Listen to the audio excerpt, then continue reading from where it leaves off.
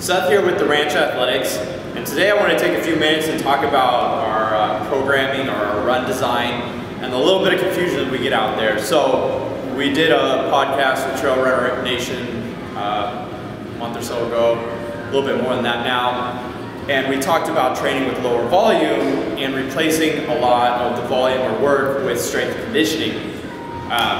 Probably the easiest way I can explain to what we do is, well, let's take a look at the workouts and a traditional workout plan and kind of see how we integrate everything. So if you look at this, our workouts from this week, what our athletes are actually running, or a lot of them are, we've got hill repeats here, we've got track work here, and then we've got a longer effort on the weekend. But if you look at the total volume, depending on the athlete's ability, they may get 2 or 3 miles here.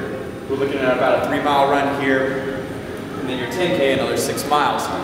So we're looking at a total of 12 miles worth of quality effort, quality work. And then you'll have a few miles there for warm up and cool down and drill work, everything else. So let's just say this is 12 to 15 miles, all right? And that's typical of any training plan when they're doing tempo, speed work, fartleks, interval, whatever. But what they do to increase their fitness or their work capacity is they add volume. And now for a marathon runner, we may be looking at a total of, let's say, 60 miles in a week, right? So, and then 12 to 15 of those were, pulled out of the quality efforts. These are just, the rest of the mileage is easy runs. We're looking at 45 more miles, just easy runs, easy work throughout the week. What we do instead, or what we do to make up for this, is our strength conditioning work. We'll do conditioning in the gym, we'll do strength work in the gym, and replenish or replace that work so you still build that work capacity, but we do it with different movements. It's no different than you see people when they get injured, they'll cross train, they'll get on the bike, they'll swim, they'll do something to keep their fitness capacity up or their work capacity. It's not new or unknown to endurance athletes to do this, to cross train.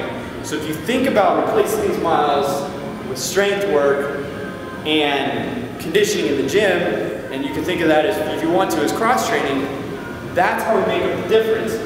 And what it does, a few of the benefits is now I'm taking you out of that monostructural movement, that single movement where it's small range of motion, just highly repetitive, high chance of injury, or higher chances of injury. The more you do that, your chance of overtraining or producing an overuse injury. And what we'll do is do completely different movements. What that does help strengthen, increase your strength capacity to a whole different level that you can't get from just running. We use the joints in full range of motion. Now we're creating healthier joints, more stable joints, joints that move, just everything that moves better. We're working on your nervous system so that way you're actually able to utilize a lot of the muscle you actually have. If you look at marathon runners, they're really only tapping into 20% of their muscle usage or capacity. But if we tap into that, it allows you to use more and become more efficient at that. We're looking at, it also helps in a way recover because we're getting out of that movement pattern. We're giving you something completely different. And then we're able to look at potential injuries or potential problems. An example of that today, we were doing overhead press, and I saw one of our athletes, as they're driving up, their elbows would flare out and causing internal rotation of the shoulder as they're trying to press overhead. They were just missing that overhead capacity, and if that's the first thing I see when they're overhead pressing, I know that's their weakness, and that's the first thing I'm going to see with the shoulder problem while they're running. And if it's a marathon runner, that may not show up till mile 18, but that could potentially look like the arm crossing the body, the shoulders rounded forward, the neck forward. That's lost power, that's lost position, and that's a problem we'll see in the running. So now I don't have to watch them run 18 miles just to figure out they have an internal rotation problem with their shoulder. I can figure it out in 2 seconds, and then we can start to fix that weakness.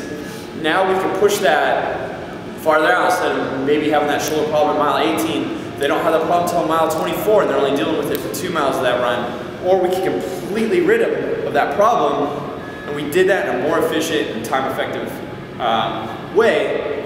So that's what we do. So instead of running 60 miles in a week, we replace it with our strength conditioning work, which adds a whole host of benefits and we still get the work done.